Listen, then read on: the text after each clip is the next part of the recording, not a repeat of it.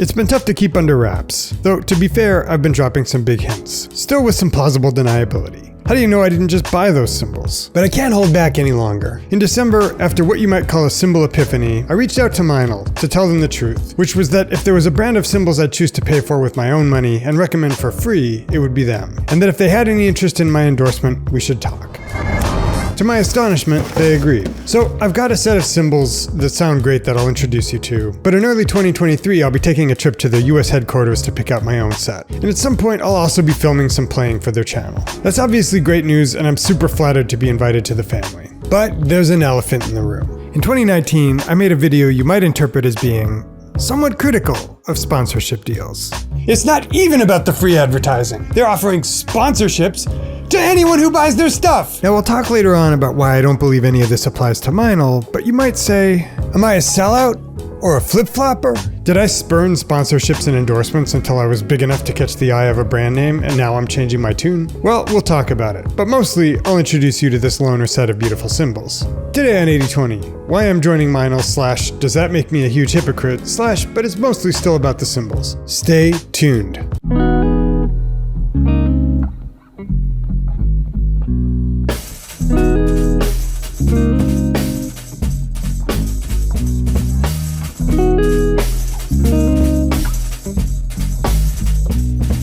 So this week's video is not surprisingly brought to you by Meinl. Not surprisingly, my favorite cymbal company. Links to all the cymbals I'm playing in today's video below. If you like a cymbal from today's video, I encourage you to check it out below and tell them I sent you. So let's set the stage. I was in Barcelona, and I was playing a set of not Meinls.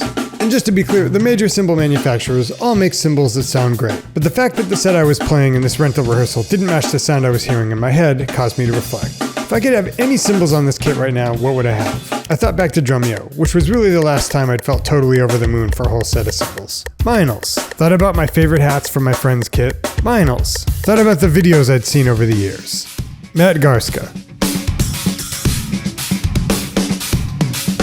Spaven.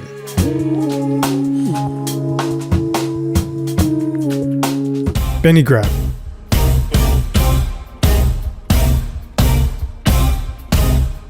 Arthur Natick.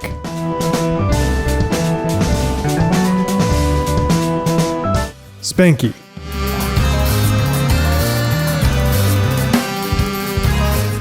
JP Bouvet. Jairus Yokley. Zach.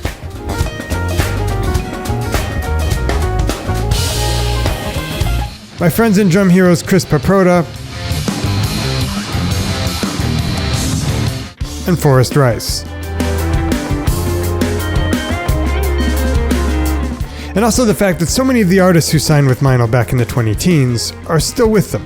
But remember that critical video I made back in 2019? How do I reconcile deciding to join Meinl with what I said then? Movie time. Let's listen to a clip from my original video about sponsorships. I'll continue to enjoy the freedom to play whatever gear I want, and to be completely candid in public about my opinions on all of it. When it comes to drum gear, that is. For other stuff, it's open season. Kings County Distillery, get at me. I'll endorse you for a couple bottles. I still hope to rep Kings County one day, by the way. But that was to illustrate I'd already made room to rep products I was passionate about, that I'd pay my own money to own. As that was also the case with Meinl, that was one reason I reached out to them to see if they had any interest in making my endorsement official. Now let's spend a few minutes, just a few, on why it might appear I've changed my tune. Here's a quick montage of some of the other stuff I said in that sponsorship video. When Sprite or Pepsi sponsor actors or comedians, or shoe companies sponsor athletes, there's an exchange commensurate with the size of the megaphone of the spokesperson. And it's of roughly the order of magnitude in remuneration that we'd expect. You hear about shoe money all the time. So why don't we hear anything about cymbal money? What if there was a malignant version of sponsor prestige? What if this ancient Cro-Magnon part of our brain that craves inclusion and recognition, the same part of our brain that causes us to build up those followings in the first place, could be hijacked by cynical players? 17% of my subscribers have been approached with a shady sponsorship deal, which was really just a discount on some gear which allowed them to say they were sponsored. They're offering sponsorships to anyone who buys their stuff. The drummers who fall for it aren't even underpaid brand ambassadors. They're customers. Pretty hard hitting, right? And here's the thing. I stand by all of that. I still believe the desire to be picked on the part of drummers is so strong they can overwhelm a more rational consideration of the cost-benefit, and that unscrupulous companies were exploiting that loophole and the artists who fell for it. 95% of the stuff in this video I still stand by, including some positive stuff I said that a lot of people overlooked, which I'll share later. And here's the key bit. I always drew a distinction between the so-called unscrupulous companies and reputable ones. And for as long as I knew artists working with Meinl, I always heard they were above board and did right by their artists. But there's one thing that's changed. Back in that sponsorship video, I said this. Why am I not sponsored? There's a quote oft attributed to Groucho Marx that I think sums it up. I wouldn't want to be a part of any club that would have me as a member. Part of being effective while being low status is recognizing that you're low status. Because I understand a tiny bit about business and economics, I know when something's too good to be true. I thought that at the time. This is my ability level. I'm not a Juliana, or a Larnell Lewis, or a Matt Garska. And I also don't have a million subs on, well, any of the platforms. Where I was wrong was in thinking no great companies would have any interest. To my surprise, I've discovered some do. And that's tremendously flattering. But that wasn't enough. I also didn't pull the trigger until I realized which company to approach, which I'd pay for with my own money and recommend to you guys without a sponsorship. Should we check out these cymbals? And they sent me 4 buttes. On the Friday before Christmas, an unassuming flat box arrived at my door. Of course, I couldn't wait to pull them out. I couldn't even wait to go to the studio. But set them up I did and promptly tried them.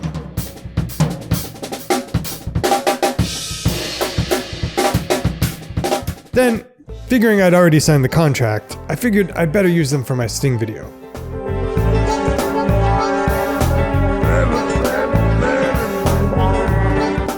Am I about to use Sting's license IP to advertise cymbals? Nay. Let's turn that audio track off. There. That beautiful dark set of hats is the 14-inch Byzance Equilibrium hi-hats. When I go to the chorus, that clarion ride bell is the 22-inch Byzance monophonic ride, which also sounds great for jazz, as I'll show you in a minute. When I hit the crash cymbal on the left side, that's the 18-inch Byzance Jazz extra thin crash. And one thing I had to try once I heard Zach playing it was the 8 through 16 Byzance vintage smack stack. Let's listen to some footage of me just improvising on this set.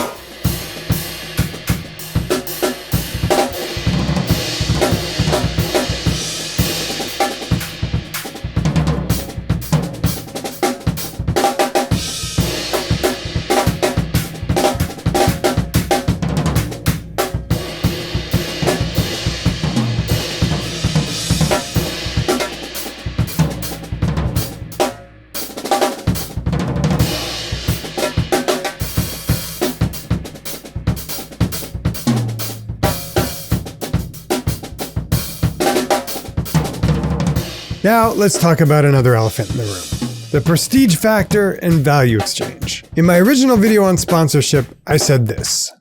I'm acquainted with many of the Instachoppers sponsored by the aforementioned companies, and there seems to be some value exchange. The companies are indeed flying them out to the cymbal factory to pick up their cymbals, supplying them with equipment worth 4 to 5 figures, and as we'll discuss later, giving them a platform for larger exposure. Many of these guys are very happy with their sponsors. And I even know some of the reps for some of the major companies, and they're generally good folks who care about their artists. In these relationships, there's value exchange that goes beyond money. And without commenting on the specific deal, I will say that what I said in general about artists I know who are happy with their cymbal deals applies here. There's a value exchange here that I'm happy with. And to the degree my platform helps them, I'm happy to do that because at the risk of sounding like a broken record, I'd recommend them without an endorsement deal. Finally, let's play these cymbals one by one so you can hear them.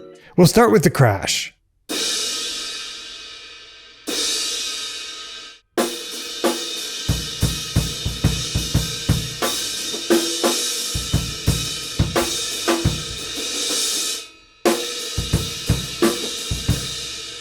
Now, let's hear that mono ride.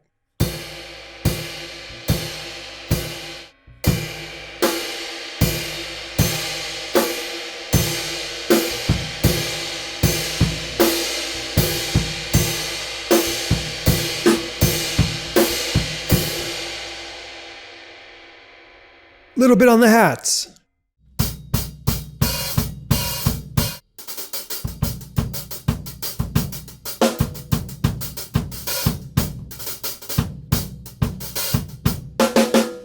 Now, that juicy clap stack. Well, dry clap stack.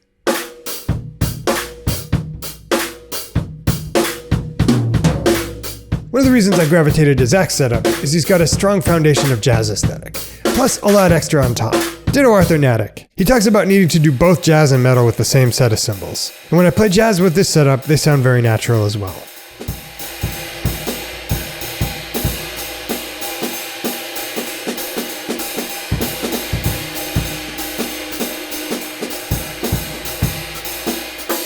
The last factor and why I decided to rep Meinl, if they'd have me, comes back to something I said in my retrospective video. But mostly, I've started to feel good about my playing.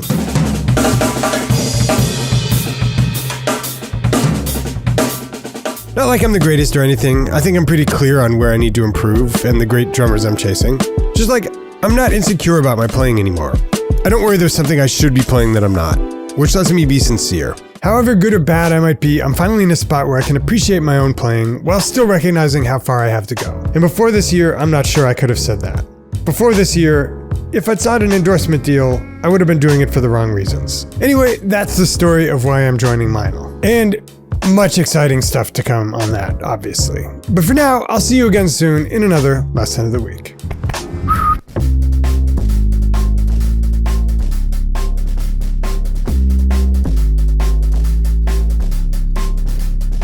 It's dank out there, man. I either need to embrace the authenticity of being in a little bit of the winter doldrums, or I need to psych myself up a little. 75% sure I'm going back to Spain? Yeah, make it 85. I'd really like to know for sure, though, so I can start thinking about it.